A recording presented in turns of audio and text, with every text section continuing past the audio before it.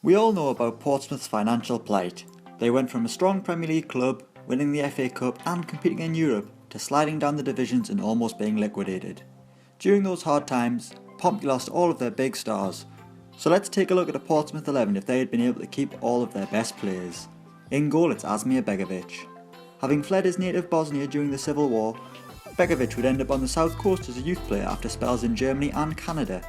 The keeper made 11 appearances for Pompey between 2005 and 2010. He would leave Fratton Park for Stoke, where he became one of the top Premier League goalkeepers, and Begovic is now playing back up to Thibaut Courtois at Chelsea. At right back we have Glenn Johnson. A part of Portsmouth's FA Cup winning side, Johnson would really revive his career by moving to the south coast, spending 3 years including one on loan. Johnson would sign for Liverpool in 2009, spending 6 years there until his contract expired and he would move to Stoke. The fullback has been capped 54 times by England and was somehow linked with a move to Barcelona earlier in the season. At the heart of defence it's Joel Ward. The defender began his career at Portsmouth as a centre-back, but is now more commonly known as a fullback at Crystal Palace, where he has made more than 100 Premier League appearances, and he only cost them £400,000. He's alongside YOUNES KABOUL.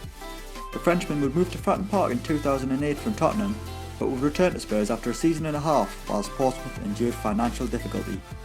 KABOUL is still playing in the Premier League with Watford, having also spent a year in the North East with Sunderland.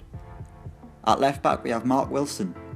Another academy graduate who would really make his name at Stoke, Wilson joined Pompey at the age of 16 after spending time with Manchester United and Lisbon Youth. Following relegation to the Championship, Wilson would move to Stoke, where he would be a consistent figure under Tony Pulis. The Irishman has been reunited with Pulis whilst on loan at West Brom, but he could also have been a Gaelic footballer. On the right of midfield it's Matt Ritchie. Our fourth academy graduate, Ritchie joined the Portsmouth youth system at the age of 13. Limited to just 7 appearances in blue, Ritchie would sign for League 1 Swindon and work his way back up the divisions via League 2. Bournemouth would put Ritchie on the map, with his performances guiding them to the top flight and keeping them there. But the Scotland international would swap Premier League football for the chance to join Newcastle United, where he's playing a key role in their return to the top flight. In the middle it's LASSANA DIARRA. After receiving limited football at both Chelsea and Arsenal, the Frenchman would sign for Portsmouth in 2008, where he would finally be given the chance to showcase his talents. After just 1 year at Pompey, DIARRA would head to Real Madrid for €20 million though. The small 32-year-old was recently back in France with Marseille, but was stripped of the captaincy and eventually released in February. DIARRA is now looking for a new club, but don't expect a Fratton Park return. He's alongside Kevin Prince Boateng. A flamboyant midfielder and half-brother of Bayern Munich defender Jerome Boateng, the man known as Prince would spend just 1 season with Portsmouth, where he would suffer relegation and miss a penalty in the FA Cup final. A man with sublime skill, Boateng is with Las Palmas now in Spain and scored one of the best goals in La Liga this season. On the left it's NIKO KRANJCAR.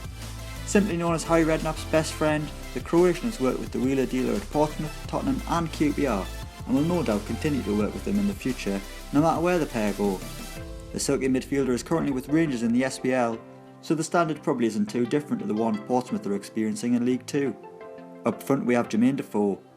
A problem that has haunted DEFOE throughout his career has not been being the main man at a club, but that all changed when he joined Portsmouth in 2008. Despite spending just 1 year with Pompey, DEFOE would have a sensational goal scoring record, netting 15 times in 31 Premier League outings. Just a year after leaving White Hart Lane though, he would return to Tottenham. DEFOE is now with Sunderland, where like at Portsmouth, he is the main man, but like Portsmouth, Sunderland could suffer relegation. And finally, his strike partner is Peter Crouch. The lanky forward had 2 spells at Fratton Park, signing in 2001 and then again in 2008. They would spend just half a season together, but DEFOE and Crouch would form a brilliant partnership in blue, and would get a chance to revive that partnership with Crouch following DEFOE to Tottenham in 2009. Now aged 36, Crouch is still in the Premier League with Stoke, while Portsmouth sit in the 4th tier of English football. So that's our Portsmouth 11 if they hadn't sold their best players. Let us know what you think in the comments below, and don't forget to like, share and subscribe.